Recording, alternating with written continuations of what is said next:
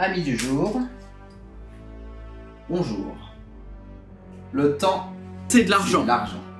Pour clôturer l'année, et en réponse à mon collaborateur Francis Boyer sur sa dernière vidéo, je vais me permettre une digression sur un thème qui m'est cher. Le temps.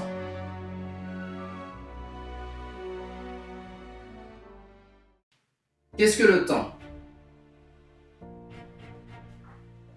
Si un enfant vous posait la question, que lui répondriez-vous? Je vous laisse réfléchir ou mettre un commentaire avant de regarder sur internet ou dans un dictionnaire. Je me contenterai de dire qu'on ne peut pas définir un mot en l'utilisant, lui ou un synonyme. Et que ceci ou ceci n'est pas le temps. Qu'est-ce que le temps?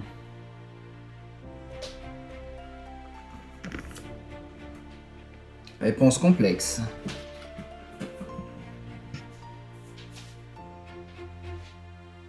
Le philosophe et théologicien Saint Augustin mettait déjà en lumière ce paradoxe.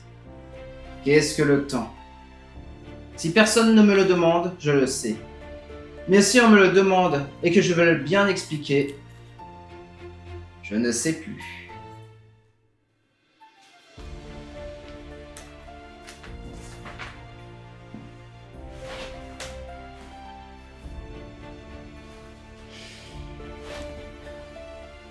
Notion fondamentale, conçue comme un milieu infini dans lequel se succèdent les événements et souvent ressentie comme une force agissant sur le monde.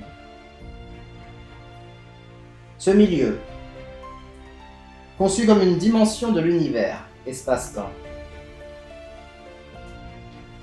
Chacune des phases successives d'une opération, d'une action.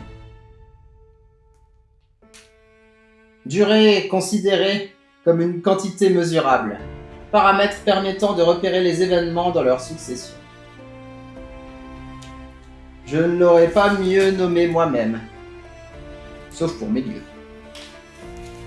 Selon Emmanuel Kant, on ne peut pas constater le temps, seulement ses effets. On peut observer l'écoulement du temps, l'apparition des cheveux blancs, la chute de certains autres, mais pas le temps lui-même. Il reste insaisissable et surtout irréversible. On peut se déplacer dans l'espace. Le temps n'a qu'une direction, vers le futur. On ne l'arrête pas. On ne le contrôle pas. Et on ne le renverse pas. Cet absolu est universel. Pour la perception, c'est différent.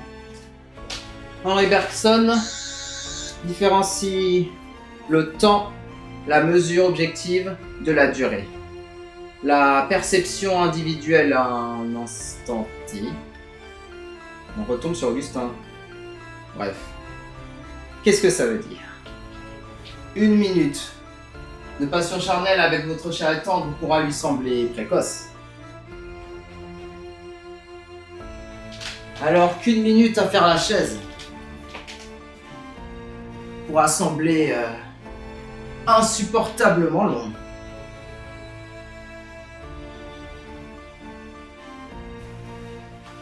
Je vais accélérer un peu.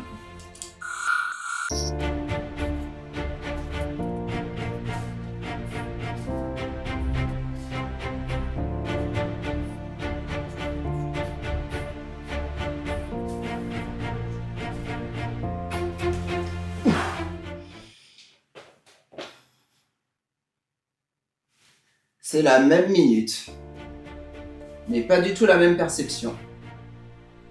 C'est cela qu'on appelle la durée. Je vous ai menti pour le temps.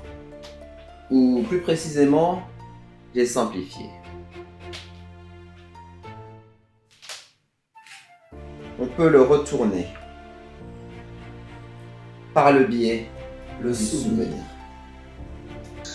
Qui parmi nous ne s'est jamais plongé suite à une phrase, un visage, une odeur, à un temps révolu, pourtant aussi palpable qu'une Madeleine de Proust. Et tout d'un coup, le souvenir m'est apparu. La durée est liée à la conscience. Et en ce sens, l'humain est un être à part.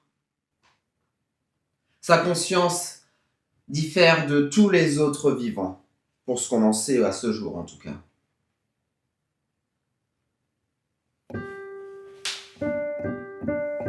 Il est capable de se projeter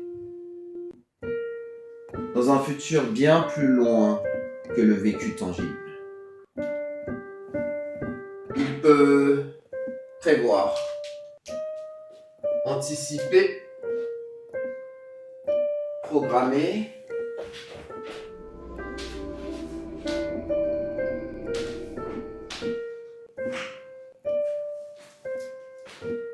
et incarner. Pour Sartre, se projeter dans l'avenir permet de donner du sens à notre existence dans le présent. Ce n'est pas du rêve ou de la fantaisie. Les pyramides et les cathédrales sont des œuvres on ne peut plus concrètes dans la durée et bâties pour le temps. Cette capacité de nous projeter, exister, sortir de soi est l'une de nos plus belles qualités, mais aussi l'un de nos plus gros défauts. Le moment présent nous échappe facilement. Et ce sera d'autant plus le cas lors du réveillon. Surtout pour ceux qui se projetteront tel le banquet de Platon, au coude à coups d'alcool, pour faire durée commune. Bien. C'est tout pour moi. Je vous souhaite une belle fin et un bon commencement. Amis du soir, c'est nul! Lucius, t'es satisfait de ça? Et les présents d'Augustin? Et Newton? Et Einstein? Et l'espace-temps? C'est une digression philo, Lucius. Tu occultes le plus important et tu te prétends éclectique?